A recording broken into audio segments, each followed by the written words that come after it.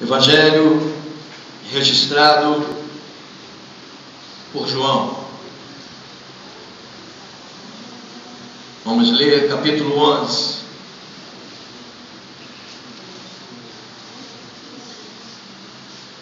Evangelho do Senhor Jesus, registrado por João.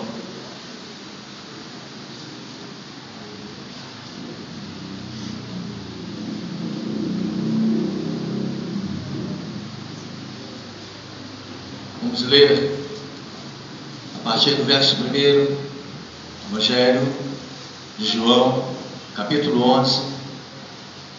Nós vamos fazer a leitura do verso 1 até o verso 44.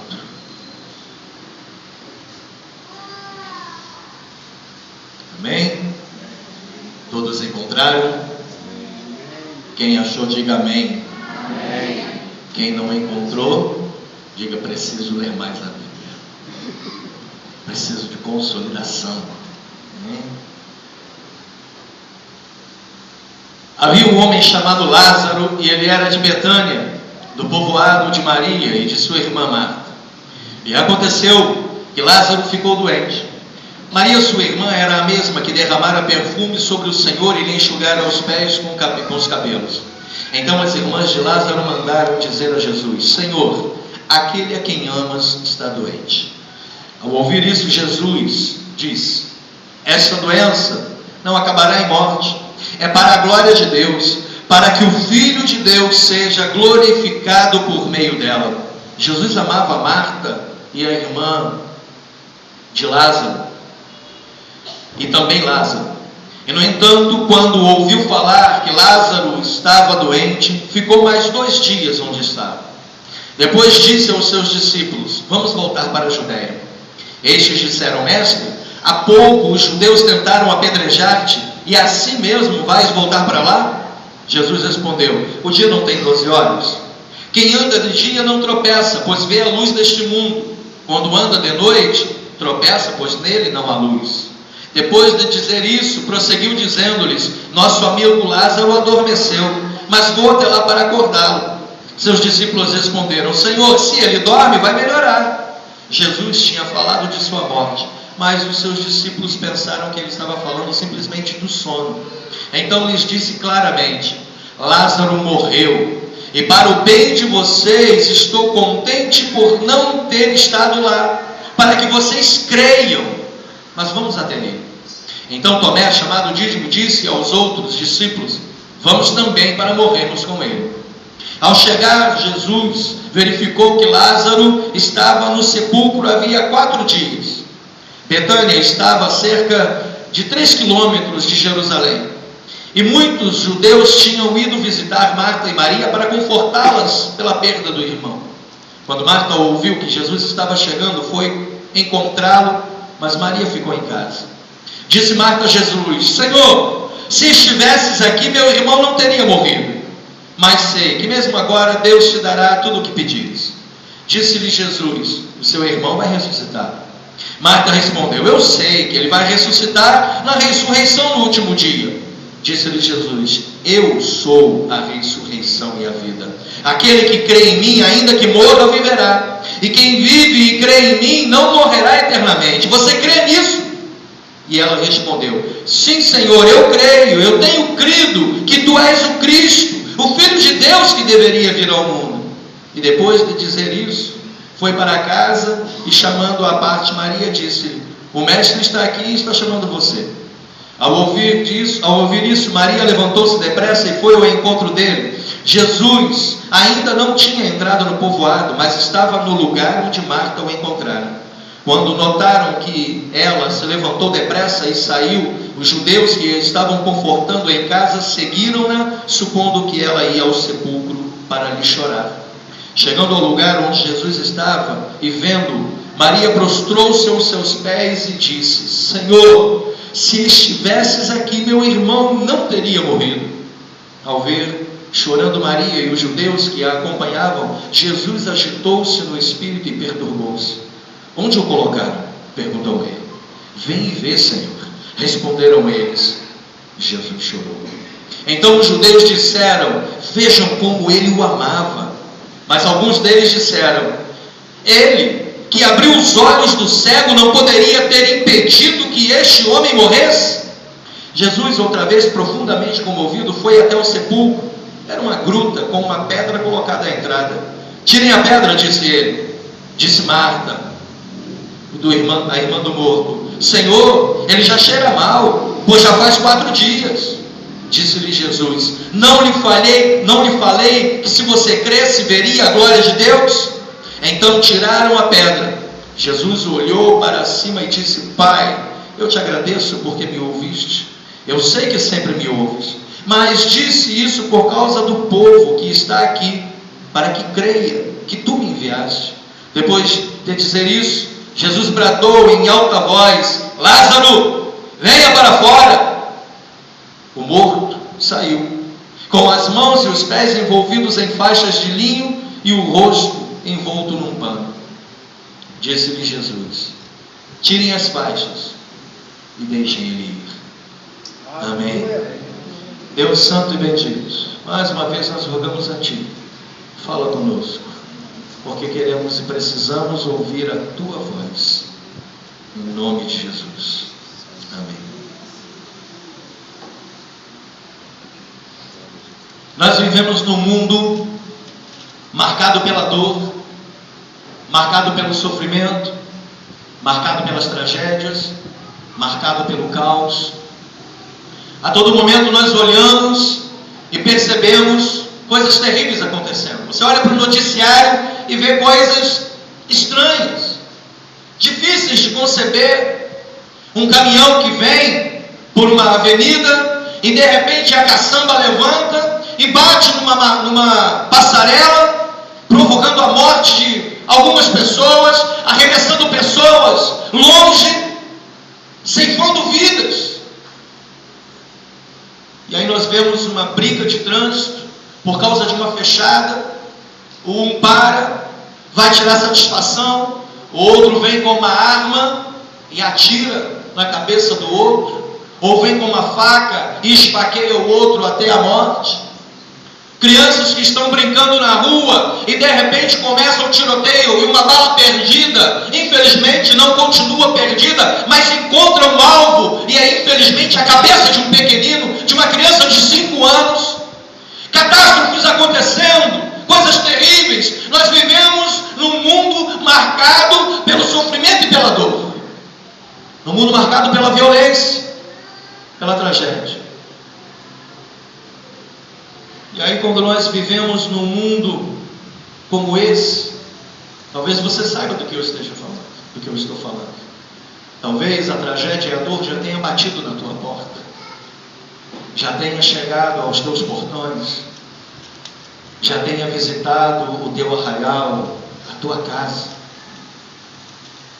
Quando nós vivemos num mundo como esse, uma das perguntas mais frequentes que nós fazemos quando a dor assola a nossa vida, quando o mal penetra os nossos portões e se instala dentro da nossa casa, uma das perguntas mais frequentes é: se Deus me ama, por que eu estou sofrendo? Se Deus é bom, por que o mal existe? Essa é uma pergunta antiga. O profeta Abacuque, ele fala com Deus dizendo: eu não consigo entender. Eu olho pela minha janela e contemplo o mal. Eu vejo o ímpio prosperando e a injustiça se alastrando cada vez mais. E a justiça que deveria prevalecer é cada vez mais jogada na lata do lixo. E o justo e o bom sofrem cada vez mais. E aquele que é blasfemo e aquele que é contrário às vontades do Senhor, cada vez mais avançando na vida. Asaf, no Salmo 73, ele diz: eu não consigo entender o que acontece. E me parece às vezes que não vale de nada a pena ter um coração bom.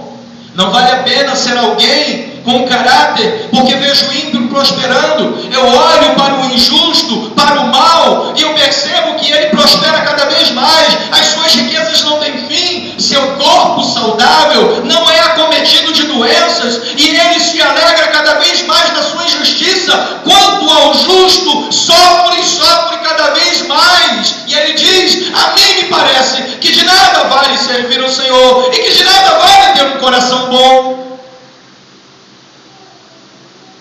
São perguntas que são feitas e declarações que são verbalizadas, reverberadas ao longo da história da humanidade. Quando nós vivemos essas coisas, nós lemos um texto aqui e nós perguntamos: por que é que eu estou sofrendo, se o Senhor me ama? E nós vemos um texto numa declaração de amor. Quando essas coisas acontecem, a gente começa a perceber: a vida não é indolor. Nós não estamos imunes ao sofrimento. Algumas pessoas passam pela sua existência regando o seu dia a dia com lágrimas, com dores, porque o sofrimento não é inevitável. Não dá para fugir dele. E o sofrimento, ele não respeita a condição social. Ele não respeita a posição financeira. Ele não respeita o status. Ele não respeita a escolha religiosa. E não adianta nós morarmos em casas com muros altos. Podemos morar nos palácios e nas mansões com os muros mais altos, andar em carros blindados, nos cercarmos de toda a proteção. O sofrimento penetra toda essa barreira e toda essa armadura e atinge o nosso coração. E aí a gente pensa, quando essas coisas acontecem, às vezes a reação é de indignação. Porque a gente pensa assim: por que isso está acontecendo? Não aceito que isso esteja acontecendo. Às vezes a reação que temos diante do sofrimento e da dor é a da indignação. Se você olhar para esse texto, você vai perceber a reação de indignação aqui. No verso 21, quando Marta encontra com Jesus,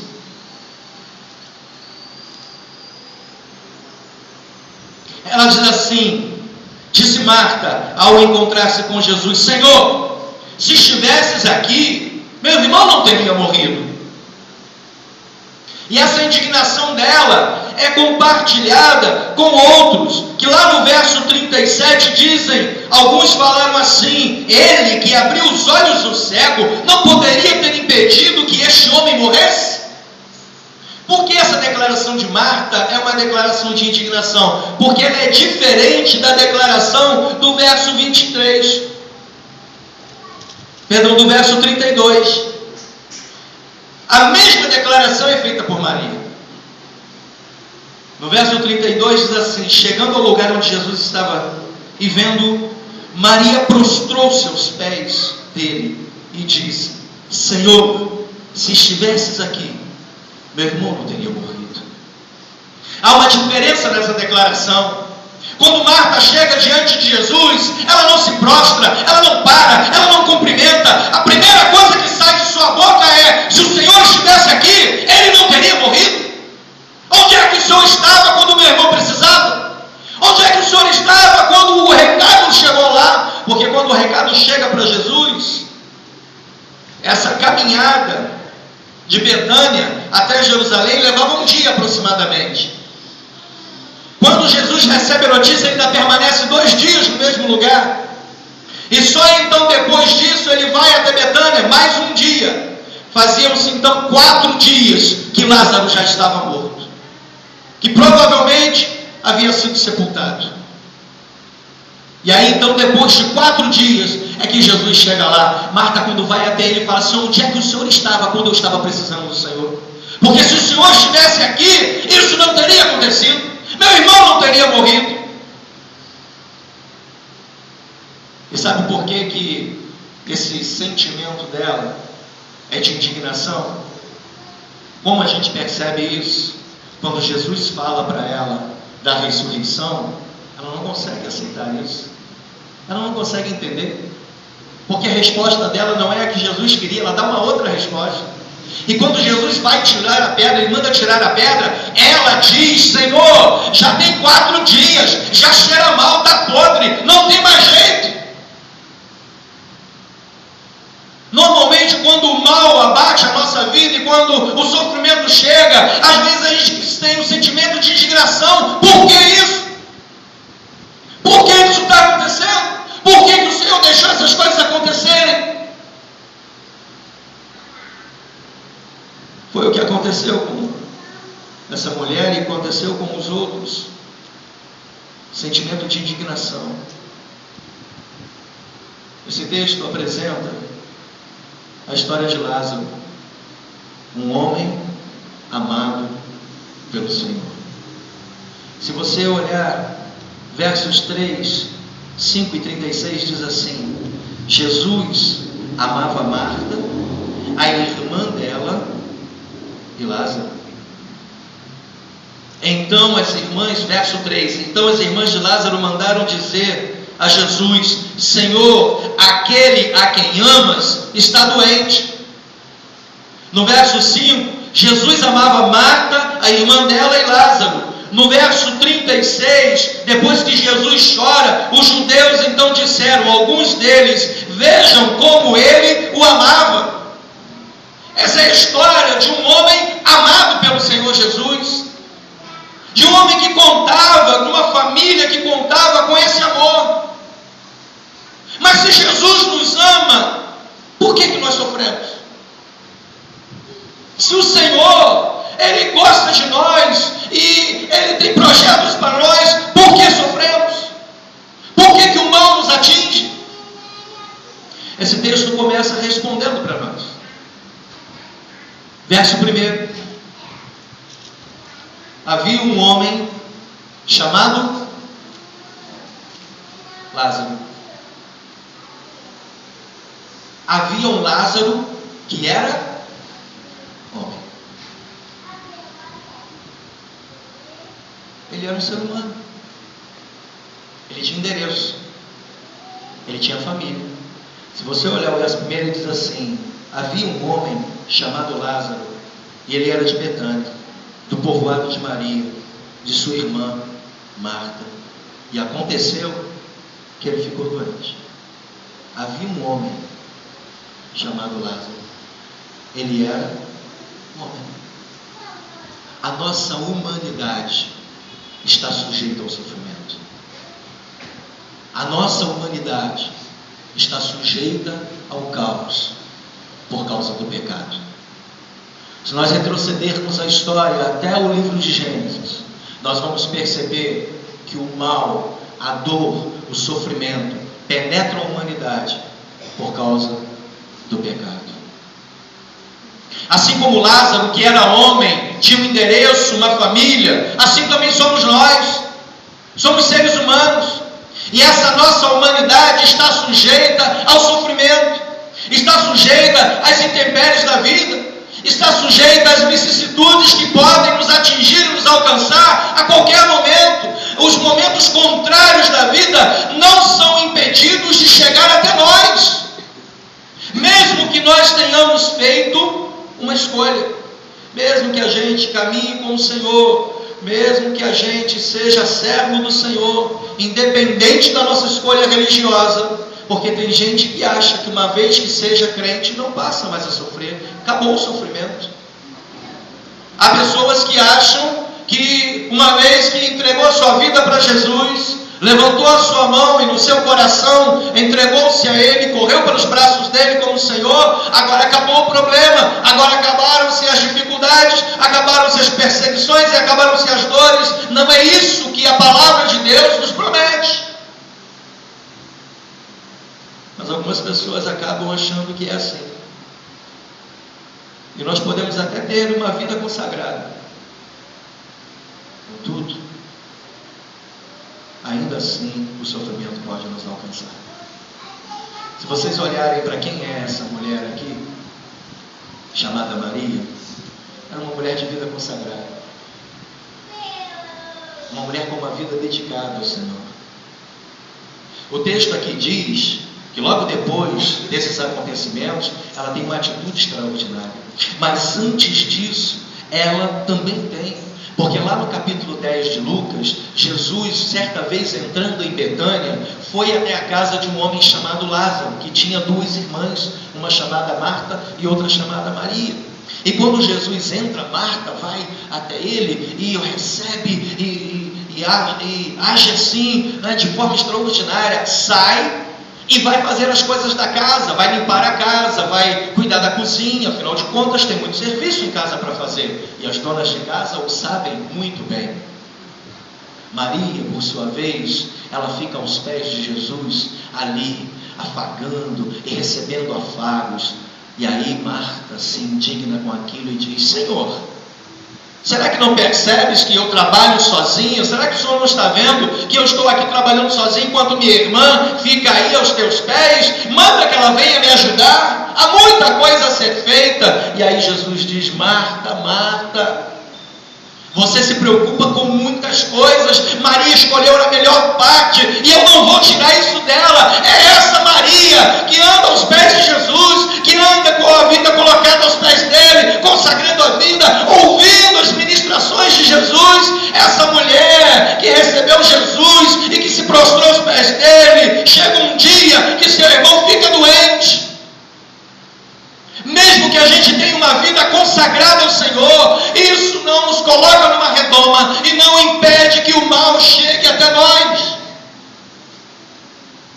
Porque vida com Jesus, o Evangelho, não é uma caminhada no parque de diversões, não é uma jornada em um campo grinaldado de flores, não é viver dentro de uma redoma impenetrável, onde o sofrimento e a dor não conseguem atingir. Essa mulher tinha uma vida consagrada, mas ela era humana também. Seu irmão era amigo de Jesus. E quantos de nós lutamos para sermos declarados amigos do Senhor? Ele era amigo de Jesus, mas isso não impediu que o mal chegasse, por causa da nossa humanidade. Eu gostaria que você entendesse isso. O fato de o Senhor amar você não impede que você vá passar por um sofrimento, porque você ainda é humano. Mesmo depois que nós entregamos a nossa vida a Jesus, que corremos para os braços dele, e que então recebemos em nós a regeneração, a transformação, e nos tornamos novas criaturas, isso não tira de nós a nossa humanidade.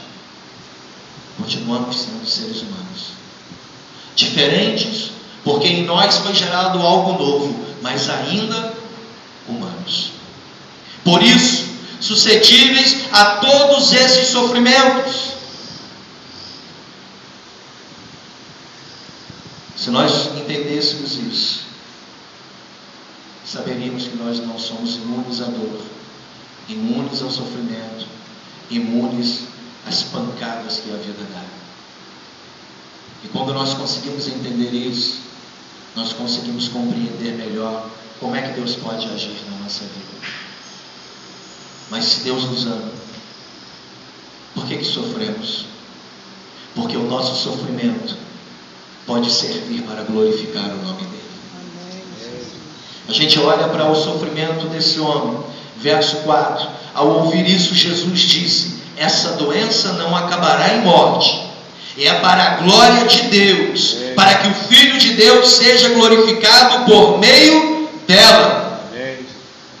Nossas enfermidades e nossas dificuldades, nossos problemas e as nossas tragédias, elas não precisam terminar como sepultura e com uma lápide dizendo: deu tudo errado, foi infeliz e acabou a história. Não! As nossas tragédias podem servir para glorificar o nome do Senhor. Os nossos problemas podem servir para glorificar o nome do Senhor.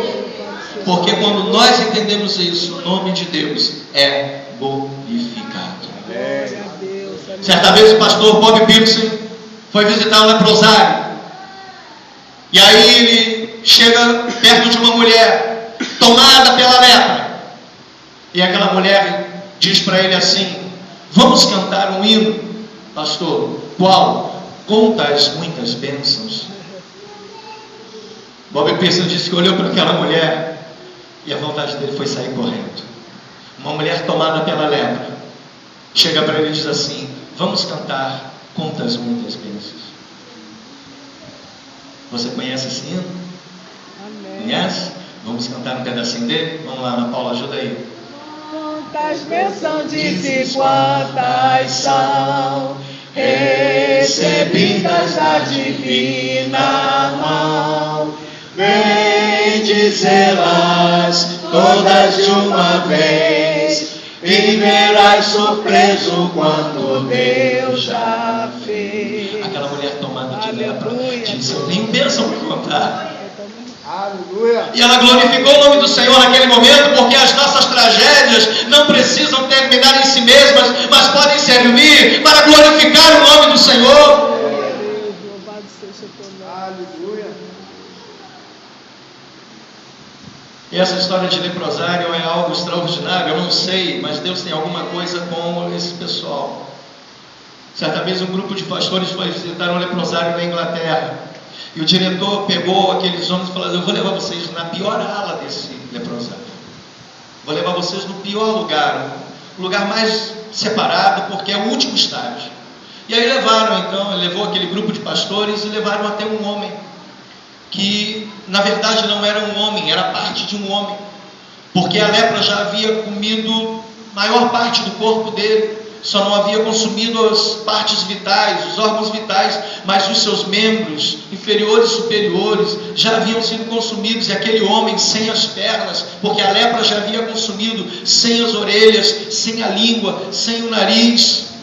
Aquele homem totalmente deformado, sem as suas mãos, porque já haviam sido consumidas. Quando os pastores chegam e vão até aquele homem, ele aponta aquele cotoco de mão para o céu, e a lágrima desce, porque ele estava dizendo: eu confio no Senhor. Ele aponta para o céu, porque ele estava dizendo: ainda que eu esteja sendo consumido por essa doença, eu sei que existe um Deus no céu, e é a Ele que eu louvo e glorifico.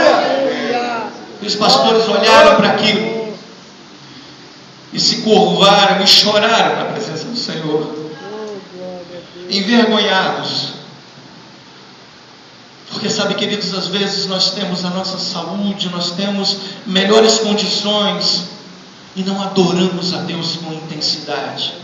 E quando o mal bate à nossa porta, o que nós sabemos fazer é praguejar, é murmurar, é amaldiçoar, é maldizer, é reclamar. E aí alguns exemplos assim mostram para nós que o nome do Senhor tem que ser glorificado e que as nossas tragédias têm que servir para dar a glória ao nome do Senhor. Uma das lembranças mais vivas que eu tenho de minha mãe, e olha que eu tenho muitas, mas uma das lembranças mais vivas que eu tenho dela era de uma mulher que, apesar de estar sendo consumida pela enfermidade, era capaz de glorificar o nome do Senhor e de testemunhar que o céu é o melhor lugar para se estar. O testemunho daquela mulher, e alguns aqui a conheceram, que estava no leito, sendo consumida por uma enfermidade, porque o câncer consumiu a sua carne, abriu o seu tórax.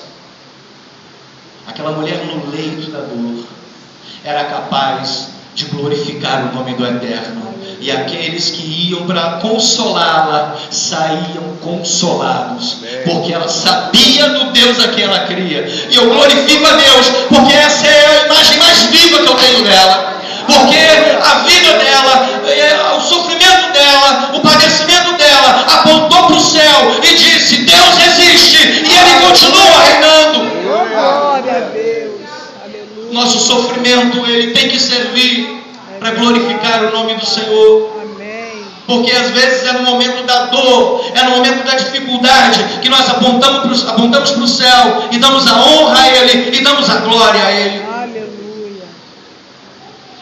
Então, querido, se o teu sofrimento, se a tua tragédia, se algo terrível acontece, saiba de uma coisa: ele deve servir para glorificar o nome do Senhor. Nós devemos ressaltar a honra do Eterno e não denegrir a imagem dele. Nos momentos em que a dificuldade vem, como é que fica a imagem do Senhor na tua vida? Nós precisamos pensar nisso. Nossas dificuldades servem para glorificar o nome do Senhor. As nossas dificuldades despertam a fé de outras pessoas. Olha o verso 14 aí comigo.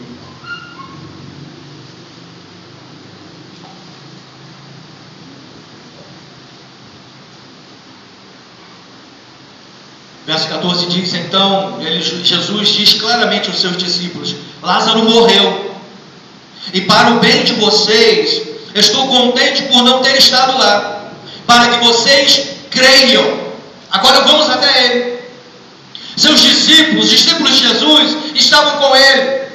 E Jesus disse assim: olha, eu fico contente de não estar lá quando Lázaro estava doente, porque certamente, se eu estou lá, vendo Lázaro doente, eu não deixaria meu amigo naquela situação, eu iria curá-lo. Mas eu fico contente de não ter estado lá, para que vocês creiam. Aleluia. O que Jesus estava dizendo é: a enfermidade de Lázaro, a tragédia de Lázaro, vai servir para despertar a fé em vocês. Você já parou para pensar nisso?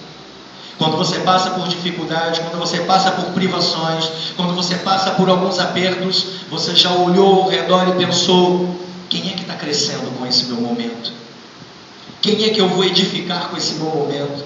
Querido, você já pensou nisso? Ao invés de olhar para a tua tragédia e amaldiçoá-la, olhar para esse momento difícil e maldizê-lo e rejeitá-lo, ao invés de murmurar e reclamar, olhar para esse momento difícil e dizer: quem é que eu vou edificar com essa história? A quem eu vou fazer crescer com esse momento difícil? Porque não pode ser que nós passemos pela prova e passemos pela experiência difícil simplesmente por passar. Se nós passamos por momentos difíceis, achando que é só aquilo, nós não entendemos nada do que é o propósito de Deus para a nossa vida. Nós precisamos aprender a olhar para as nossas tragédias e para as dificuldades e pensar: quem é que vai crescer com isso?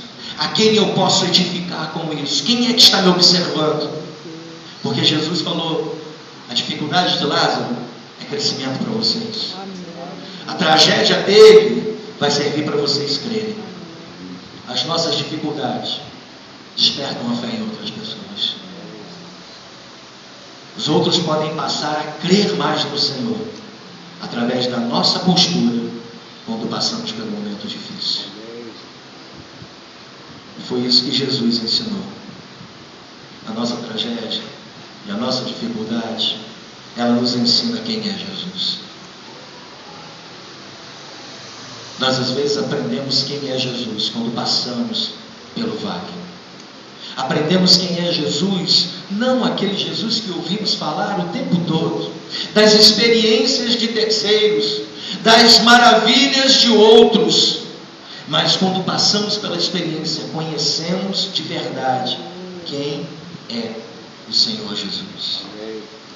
Isso fica muito claro nessa experiência de Marta e nessa conversa com ele, do verso 21 até o verso 27, diz assim: Marta, falando para Jesus: Senhor, se estivesses aqui, meu irmão não teria morrido. Mas eu sei, agora, se o Senhor pedir, Deus vai conceder. E aí Jesus diz para ela: o seu irmão vai ressuscitar. E aí Marta responde: eu sei que ele vai ressuscitar na ressurreição do último dia. Disse-lhe Jesus: eu sou a ressurreição e a vida.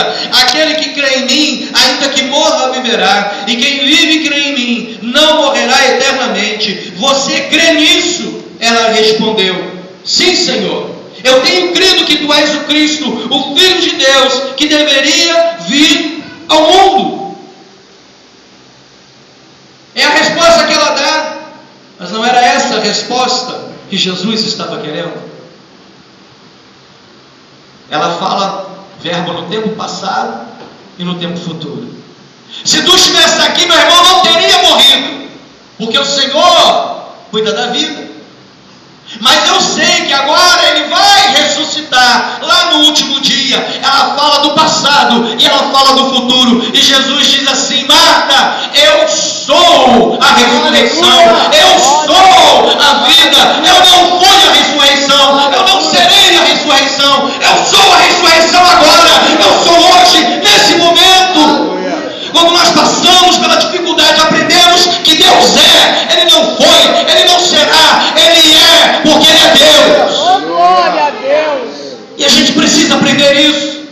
Aleluia, Deus. Nós precisamos aprender que é hoje que Ele faz a maravilha acontecer. Ele não é o Deus das maravilhas do passado e não será o Deus das glórias do futuro. Ele é o Deus que faz hoje milagres acontecerem. E Marta parece que não entende isso. Porque quando Jesus pergunta assim: você crê nisso? Ela diz assim: eu creio que tu és o Cristo que deveria vir ao mundo. Mas não foi isso que Jesus perguntou.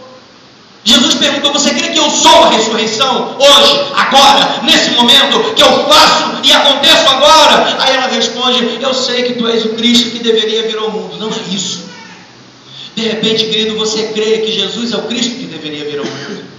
De repente você crê que Ele de fato é o Messias. De repente você crê porque estudou na Bíblia e ouviu alguém dizer que Ele é o Filho de Deus, o Deus encarnado. Mas não é só isso. O que Jesus quer é que você creia que Ele é hoje e que Ele faz hoje, que Ele age agora. Você consegue entender isso? Foi isso que Ele tentou explicar para ela.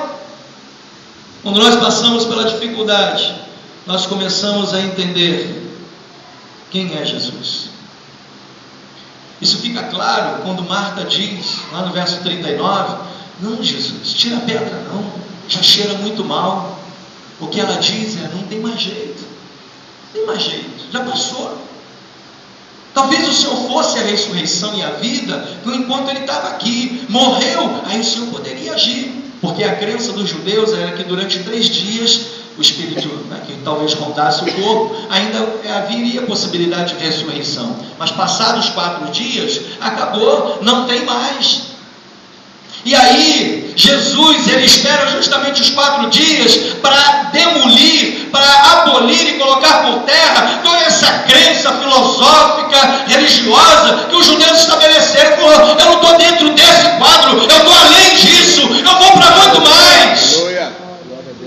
E aí, ela que não conseguia entender isso, diz: não, Senhor, já está fedendo, já tem 4 dias, não tem mais jeito. O defunto já está mal, já está em decomposição. E Jesus assim: eu não disse para você que se você cresce, você veria a glória de Deus? Tira a pedra.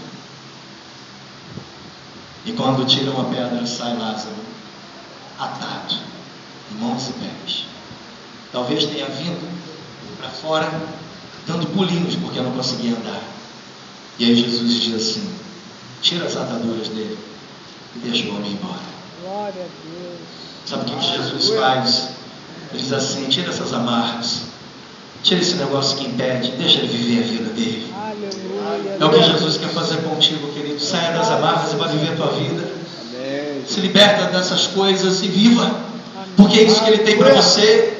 Às vezes as dificuldades amarram a gente, atam a gente, prendem a gente, e a gente fica ali: o meu problema, a minha dor, a minha dificuldade. Eu sei que tem dor que dói, doída mesmo.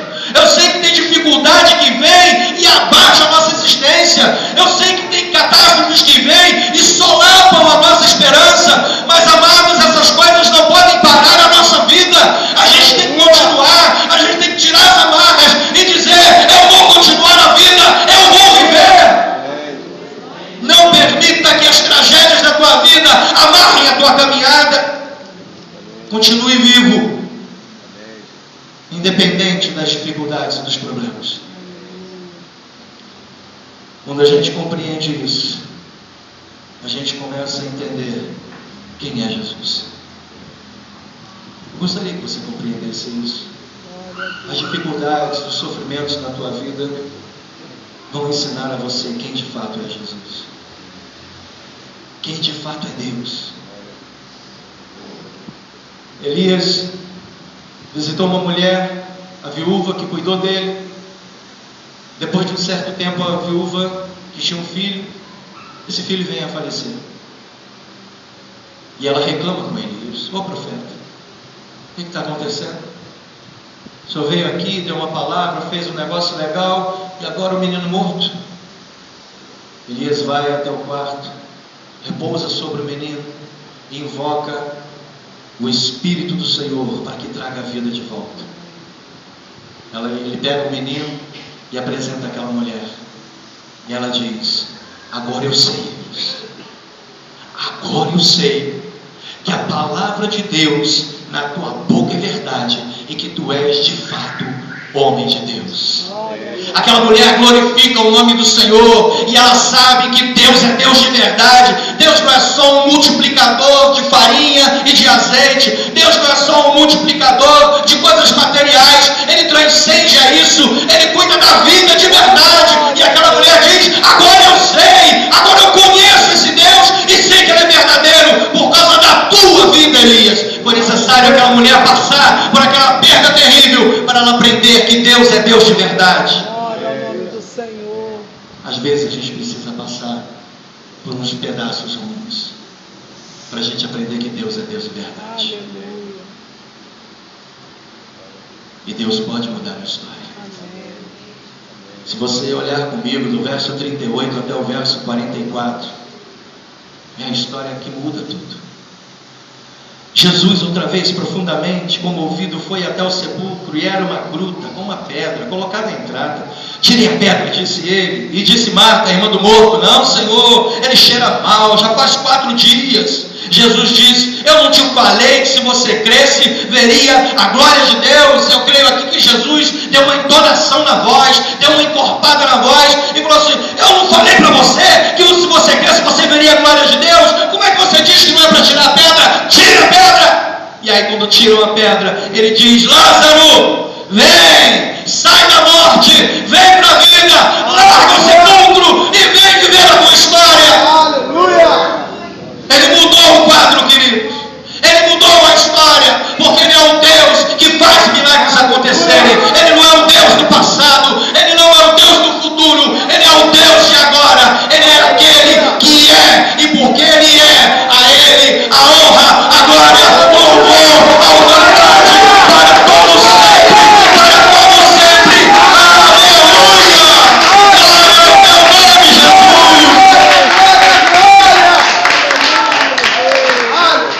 Oh, Deus maravilhoso. Oh, Deus. Santo é o teu nome. Se o Senhor nos ama, por que sofremos? Se você, com a experiência de Lázaro, não aprender algumas coisas, é sinal de que você precisa ter um encontro de novo com Jesus. Algo precisa ser renovado na sua vida. Mas eu quero dizer uma coisa para você. O Senhor que está contigo no sofrimento, o Senhor que está ao teu lado no momento da tua dor, Ele pode mudar a história. Eu não sei quais são as lidas da tua vida e as dificuldades que você tem atravessado. Eu sei que nesses dias terríveis, marcados pela tragédia e pela dor, às vezes pode vir aos nossos lábios uma palavra de indignação. Eu não aceito isso. Eu não quero isso. E às vezes vem uma palavra contra Deus. Onde é que Deus está quando isso está acontecendo? Eu quero dizer para você: Ele continua no mesmo lugar de sempre,